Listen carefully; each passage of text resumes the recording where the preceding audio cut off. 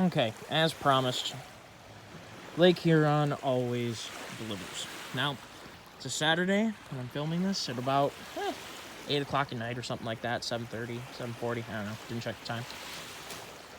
It is truly breathtaking. Now, on to the point of the video, 10 things I love about my 2019 Ford F250 Powerstroke. Now, these are going to be more convenience related, mostly, because really that's what you use every day. You're not going to tell me that any of the brand new Big 3 trucks can't tow well, can't haul well, can't do things trucks can do. Come on, they got their stuff figured out. Now, we're going to get down to the slightly nitty-gritty. It's going to be high level, but at the same time, I mean, this is a great truck, so it's going to take a lot for me to narrow it down to the 10 things I really, really like. And really, it's what I use the most.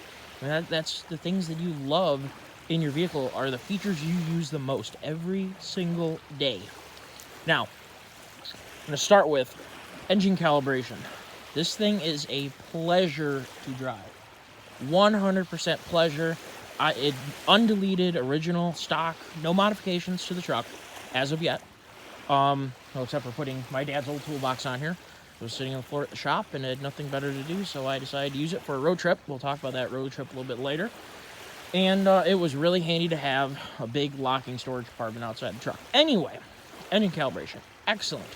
Very predictable, drives very nicely, doesn't have any weird hiccups, any stumblings, low speed, drives great. Really, Ford, good job. I did test drive a LML back in the day. It stumbled a little bit at low speeds. Now, there's 100 different factors that could have caused that. Bad calibration, some sensor problem. It's a brand new truck. Shouldn't do that, period. This truck doesn't stumble, doesn't do anything weird, doesn't surge. It is excellent. Ford calibration engineer, whoever you are, if you're watching this, good job. You deserve a cookie and a raise and a promotion. Keep doing it. Don't give us crappy calibrated trucks. Now, number 2, the shift schedule. It is excellent. I'm not going to pretend to be the best tuner in the world. I'm not going to pretend to be, some very fancy person sitting at Lingenfelter or sitting at Livernois Performance or any number of excellent tuning outfits. I do dink around with HP tuners a little bit with my Chevy and with my buddy Chevy. And I like to think I'm relatively capable of making a stockish truck go pretty quick. His truck will be on the channel, my truck will be on the channel. But I'm not going to pretend like I'm the best in the world. And I will say this shift calibration is excellent. It is at every conceivable throttle angle, at every conceivable speed. It's in the right gear. It's doing the right thing. The torque converter locks up when it should. Doesn't do anything stupid. Doesn't make me sit there and say, God, I hate automatics. They're such pieces of trash. And you know what? I've owned a couple trucks that was exactly what I said. Day in and day out, I hate this automatic transmission. Now, I like rowing my own gears. I'm a manual trans fan. I love driving sticks. Have since I was little. They have this one ironed out. This is an automatic trans I don't hate to drive. I'll just keep it like that. So, number 3. When I ordered this truck, the 355 rear gear and the e-locker. Both of those. Excellent. I couldn't even conceive getting the lesser gear now that I have 355. Feels great. The factory tires in this truck are nearly 35 inches in initial diameter. I should have taken a tape to them before this conversation, but nevertheless, they're probably about 34 with the weight of the truck on them. They're listed as 34 and a half. It's a pretty big tire. You want to have some gear, and I plan on I do tow with this truck. I have towed with it, and I will tow a whole lot more over the years, and I'm glad I ordered the upgraded gear set. Now, the e-locker. It's excellent. Being able to switch between the two. Now, we will have an entire video devoted to my very poor experience with a Detroit True Track. I hated it. And I will have a very detailed video as to why I love the Detroit locker that I put in my Excursion to replace the Detroit True Track that I wasted a ton of money on. For what I do, it's not what I want. In this truck here, you either need four-wheel drive or you don't. This truck is extremely capable. And Ford put the option of flipping on the locker in two-wheel drive, four-wheel drive high, and for low. Good job, Ford. So, e-locker. Big, huge thumbs up. And 355 gear. I am so glad I ordered that. I don't really have anything to compare it to. Because I didn't order the other one. But I absolutely love 355 gear. Now, number 4. Interior design, fit and finish. It is excellent. It is much better than my 2017 Power Wagon I had before this truck. It is far better than my dad's 2012 Denali was. My dad's 2016 Cummins, which is his current truck, is put together very well, but then again, it is extremely simple. It is the tradesman model, and we'll have a whole, trust me, we will take care of plenty of videos on different trucks, because I know there's people all over the internet who love Ford, who love Dodge, who love Chevy. Great, I like them all too. I am not picky. I got this truck for a very finite group of reasons, and we will have a video strictly on why I bought this truck in the first place. Now, continuing on. Center console. Center console is excellent. There are a maximum of 4 cup holders, and you can slide a little central thing, which I will show you in, and only have 2. And there's a nice little storage tray.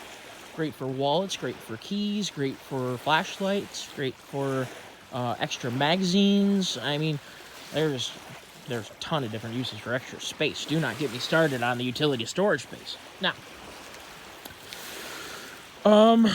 center console, excellent.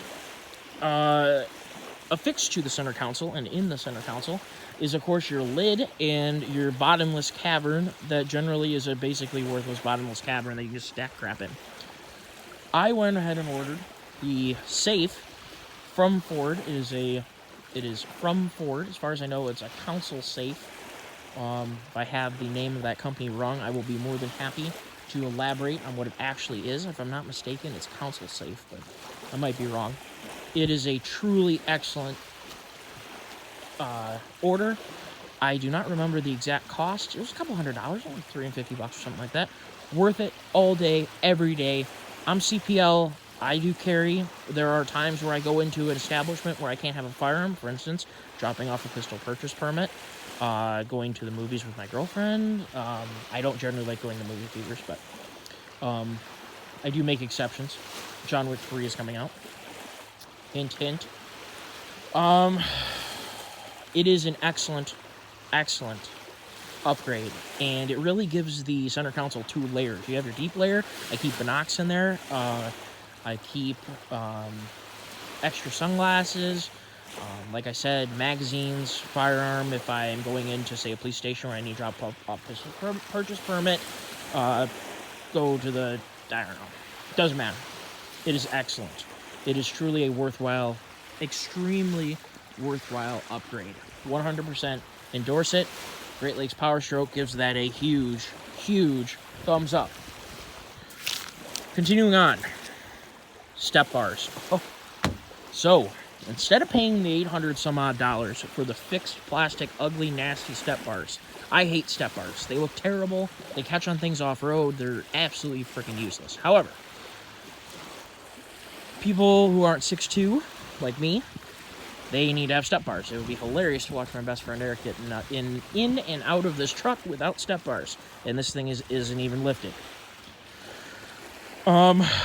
Being courteous to my girlfriend is always at the top of my mind. That's why one of the biggest reasons why I ordered step bars. Also, my dad, he's, I'm not going to be a jerk and have a big, tall truck, not order step bars, and him struggle to get in and out. My mom is very short, and step bars are absolutely 100% required.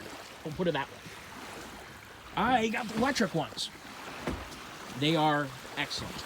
I've never owned a set of electronic step bars, automatic deploying step bars, and I am so happy that I did. I plan on putting them on other trucks. They are truly, truly, truly excellent. In the head unit, there's actually a command where you can turn off the step bars. For instance, you bury your truck and you don't want to have your step bars trying to deploy and break them. Another reason why you might want to is if they're encased in ice. For instance, you go on a really long road trip, don't stop for 500 or 600 miles, which is a pretty realistic range for this truck if you run it from very full to very dry.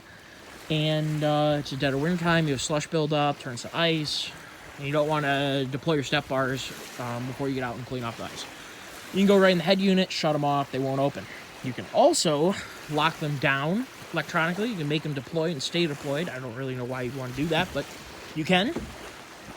And as I said, you can shut them off. They were definitely worth it. Again, huge thumbs up. GPS. So I ordered the head unit GPS. For resale, in case something ever happens. I mean, any asset you have is also something that you need to be willing to get rid of because you don't need to have a brand new truck. And I thought about resale. When I ordered my Power Wagon, I was just out of college, just graduated, and I wanted to have a more professional truck. And I didn't have the ability to check all the boxes, we'll just put it that way. It was enough to just get a truck that nice. I did not get heated seats, I did not get head unit, and, the nav, I guess you could say. I did get the Alpine stereo, and it was excellent, well, relatively excellent, I'd say. It was a bear when I was trading in. A lot of dealerships didn't want to have the relatively top-of-the-line Power Wagon without the top-of-the-line interior comfort and amenities. Turns out most people who buy a truck like that want to have that. So I went ahead and got most of the comfort amenity type things in this truck. Not only because I'll enjoy them, but also because a next owner might enjoy them if something were to happen. Right? Makes sense? That's what I did. So in regards to the GPS, it does not let you change your destination while driving or come to a stop, which I hate because I'm not going to come to a stop to let some computer tell me what to do. So I use my telephone. However, having the GPS in the dash lets you see when roads are coming up, if roads are dead ends, if they go the wrong way. It's really nice to have an overhead view and see if a road isn't a favored tack. For instance, goes off on an angle, so you want to go south, and after that you're going west, and the road's going to take you southeast before you get to go west. Might want to take a different road. So I really like it because you can look forward and you can see what roads are coming up, so that way if you have someone else navigating, they say, hey, exits in half mile on the right, you can kind of see where everything is. There's two exits and one exit, the one that lets you get off freeway and the other one lets you pick between going east and west or north and south, whatever. You get to see which way each one of those exits are going. It's really handy. So I don't really use it in the way most people use it, but it is truly, truly handy I do a lot of road trips, I do a lot of driving, and it is a very handy thing to have. So definitely thumbs up on the GPS. The factory alarm is very good. Now we're down to number 9. The factory alarm is very good. It has sensors that will go off. We'll just put it that way. I sometimes forget to turn off the eyes on the inside of the truck when the dog's in the truck. And I learn about 30 seconds later when the car alarm's going off, I need to go and click the button to turn off the interior sensors, because the dog moves, sets off the alarm, starts beeping, people start staring. So, brings us to number 10. I ordered the sound system. It's a Bang & Olufsen, or however that is pronounced. It is very good. I like it a lot. No complaints. As with any OEM radio, it's kind of throttled a little bit. I mean, my Excursion I have set up with, what are they, 6x8s, because that's the size that are in the door. There's 4 of them. They're all on an amp. The amp's fed with the line right off the head unit, so all the door speakers are amped. I don't have a sub, and it sounds excellent and is a whole lot more powerful than this unit, and a heck of a lot cheaper than the cost of checking this radio system. But most people don't need to open up the doors of their truck and fill a 40-acre field full of country music or rock and roll or whatever might be your pleasure. I remember cranking up AC/DC at a buddy's field party. And oh boy, did it sound good. The truck was like 200 yards away, and you can still hear the dang thing. Just fine, crystal clear. Nope, excuse me, it was Ozzy Osbourne. It was Crazy Train. It wasn't AC/DC. Anyway, radio's really good for a factory truck. I definitely say it's better than the one that was in the Power Wagon. It sounds great. No complaints. That's why it's on the list of things I love. All right, well, thank you, everybody, for listening to the video on the things I love about my Powerstroke. And thank you for putting up with the cell phone as the videographing device. I am sorry for my failure to provide a working SD card. We will try and do a better job. We're going to try not to be that YouTube channel that has terrible quality and might be fun, might be cool, might be interesting, but terrible audio-visual quality. We will try and do a better job for you guys. Hopefully there's no complaints about the scenery. I mean, this is, to me, very beautiful, and it's a whole lot more beautiful than I am, so I figured that you guys might enjoy watching the waves come in and listening to the water and listening to me blabber on. So we're going to follow this up with the 5 things I really hate about my truck and the 5 more things that I dislike. So I broke that up basically because this is a great truck. There are a few things that are annoying, but I couldn't come up with 10 things I truly hated. I really can only come up with 5. So I followed it up with things that are just, they're not great, but they're not really a big deal. Again, this is a truly excellent truck, so I did have to get really nitty-gritty to, quote, hate things or dislike them. So next video, we're going to have that, and we're going to do it right here. So if you want to click on the next video, thank you for watching Great Lakes Powerstroke FX4. Go ahead and like the video if you liked it, and give me a follow. It's going to really help to keep getting content to you guys. And I promise it will not all be dry commentary. There will be off-roading. There will be all kinds of fun stuff. So, really, this is for people who are trying to buy a truck. I mean, you might not be in the market for a Powerstroke or an F250 350 where these things really matter to you, and that's totally cool. Just go ahead and give me a like and subscribe, and come back later. You'll see notifications and of upcoming videos, and maybe they might be a little bit more to your taste. Again, this channel is not going to only be about the Powerstroke. So thank you all if you're still here, and we will catch you later.